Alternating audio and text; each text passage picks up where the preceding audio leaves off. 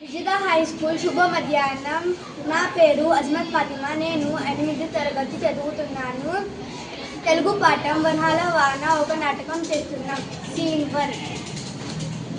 గోపి, వీళ్ళంతా ఎక్కడ వెళ్తున్నారు? తాత మన ఊరిలోకి ఒకసారి వచ్చాడంట. అతను చాలా మహిమగల వాడంట. అతన్ని చూడడానికి వెళ్తున్నారంట. అయితే మనము కూడా వెళ్దామా? వెళ్దాం.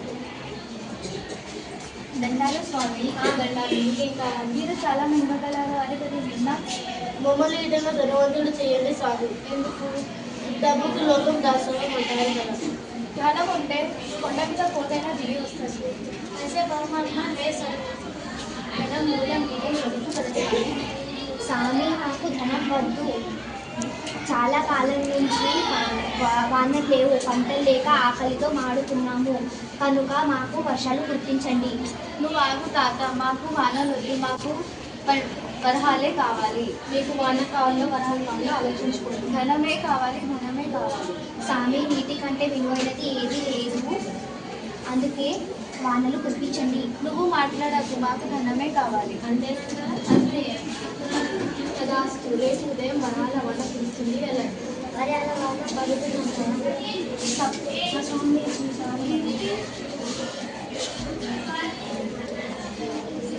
అనుమానం పడతా స్వామి.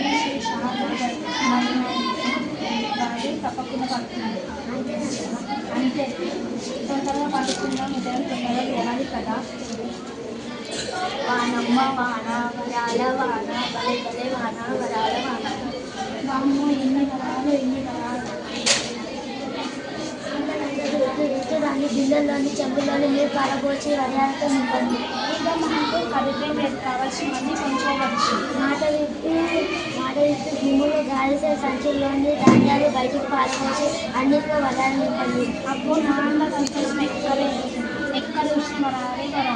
మన జాతకంలో మారిపోతుంది. హాయిగా కాలు మీద కాలేసుకొని బతకచ్చు. అమ్మో, ఈ వర్షం ఆగినట్టు లేదు. గంటకు ఎండ పెరుగుతుంది. ఈ వరహాల వాన వల్ల చెరువులు, బావులు, బీజలన్నీ నిండిపోతున్నాయి. తాగుదామంటే చుక్క నీరు కూడా దొరకడం లేదు. ఎలా బతుకుదాం? కడారిపోతుంది, నాలుక పీల్చి పట్టుకుపోయింది. ఈ వాన ఎట్లా ఈ వాన ఎట్లా అని చూస్తే అందరం చేస్తాం.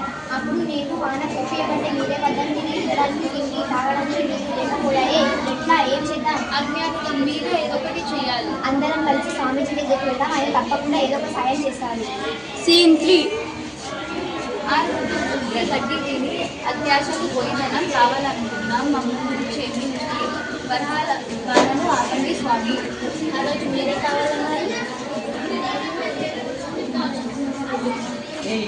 మమ్మల్ని క్షమించండి స్వామి. ఈ వరహాల వానని ఆపండి, వానలు కురిపించండి. కష్టపడి పని చేసి పంటలు పండించుకుంటాం, సుఖంగా బతుకుతాం. వర్ష దుఃఖానికి మూలం. పనికిరాని కోరికలు కోరవద్దు. వర్షాలు కురుస్తాయి, వెళ్ళండి. ధన్యవాదాలు.